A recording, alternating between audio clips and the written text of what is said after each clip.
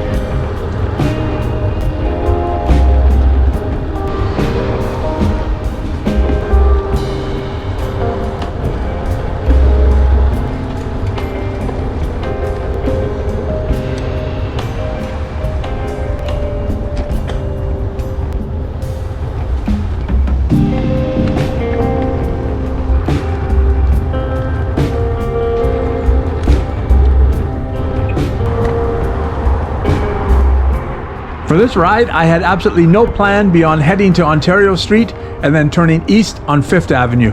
After that, I was winging it. The ride managed to work out quite well. I worked my way to the southeast corner of Vancouver and rode some inclines and alleys before returning back to Ontario Street on 45th Avenue and then back downtown.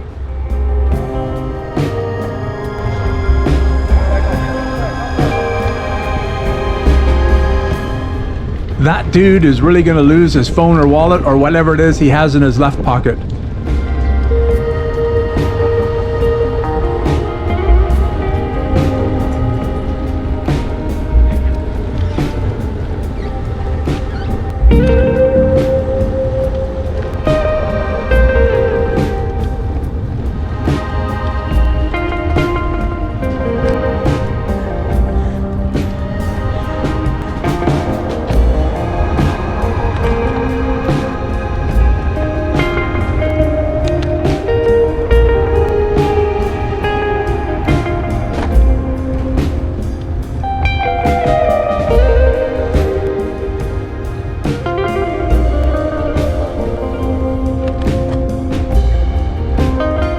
That sign there says Dude Chillin Park.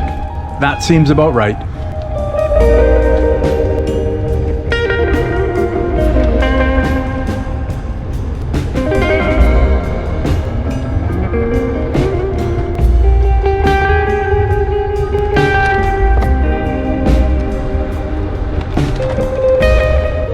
You may notice from time to time riders not wearing helmets. Vancouver does have a mandatory helmet law, yet many riders choose not to wear one or even leave it hanging off their bike. As somewhat of a libertarian, I don't care. It's their choice. Yes, Canada is a socialized medicine country, and we do have Karens and Kyles, or whatever you call them, that scream about people suffering preventable injuries and costing the system money that could be better spent on those more deserving. Blah, blah, blah. I don't care. I am a freedom of choice person. Being an adult means you have the freedom to make your own choices in life and the freedom to live with the consequences. Of course, I didn't always used to wear a helmet, but I do now. I wasn't wearing one on December 6, 2014. It was around 6:30 p.m. It was dark. I was freezing cold. I was riding east in the bike lane on the north side of Olympic Village. I saw a pedestrian, drunk I remember thinking at the time, walking east in the lane. I remember planning to pass him on his left. I don't remember anything closer than 50 to 100 feet from him. I woke up in an ambulance. I looked around, I saw two attendants, a man and a woman, both staring at me. I saw my bike and I figured that I must have crashed. Then I went back to sleep. I woke up in emergency at St. Paul's Hospital with an ER doctor talking to me. I have no idea what his name was, though I think he told me many times. He told me I crashed. Apparently I'd hit the back of my head on the concrete path. I remember thinking that didn't sound too good. We talked for several minutes and then he asked if I remember talking to him earlier. I looked at him like he was crazy. I was sure I had never met him before. He laughed. Welcome to the world of concussions. I lay on that bed for some time. The doctor finally decided it was time to look at the back of my head. He told me he expected to find a bloody mess. He was shocked to find that I only required 3 staples to close the wound. Thank God for my dairy food addiction, I guess, especially all that yogurt I had eaten every day for decades. The doctor arranged for me to get a CT scan. However, he said I would have to move from my bed to a gurney. Whatever, I said. I sat up, put my feet on the ground, stood up, and then promptly fell back down onto the bed. I remember seeing some police officer nearby watching all that. I bet he thought I was drunk or drugged. Welcome to the world of concussions. The CT scan turned out well. I ended up hanging out in the hospital for several hours before I was finally released on a promise that I would not try to ride my bike home. Hell, I couldn't even have ridden it if I wanted to. I slowly walked it the 6 blocks home. So, I now wear a helmet. I don't know whether that helmet would have lessened the extent of the concussion I suffered. Perhaps it would have. Perhaps it would have encouraged me to take more risk and lead to worse injuries. Perhaps I'd have gotten sideswiped by a truck and the helmet would have played no role whatsoever. I just hope in future I never have to depend on it. I now understand what a concussion is and what that does to a person. I still watch hockey and football and other contact sports, but you'll never hear me tell some player who has taken a headshot to be a man and get back up and get in the game. I used to be one of those people. I haven't been one since December 6, 2014.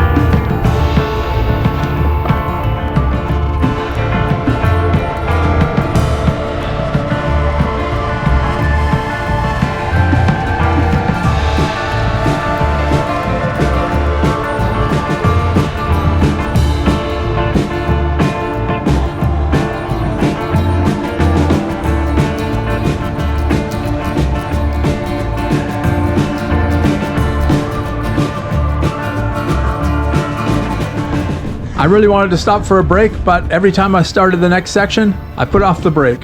Eventually, I no longer needed to stop, so I didn't.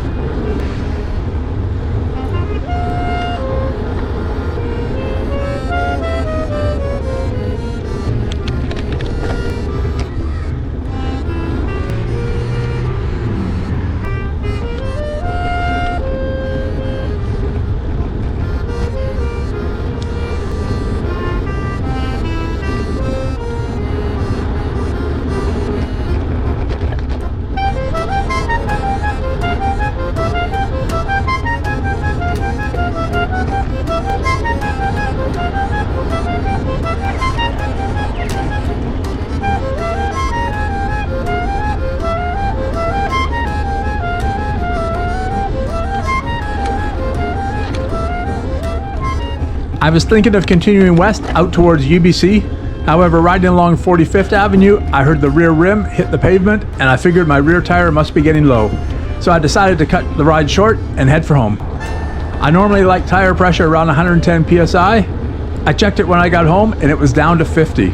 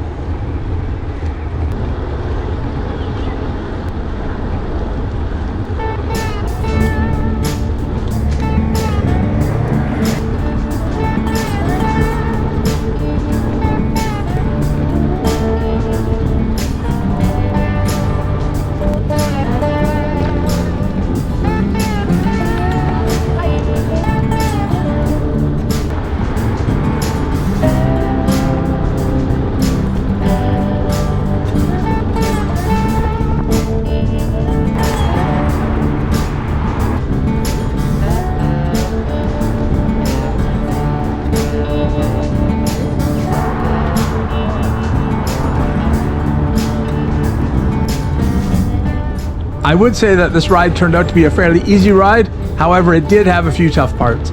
I am really liking riding alleyways though.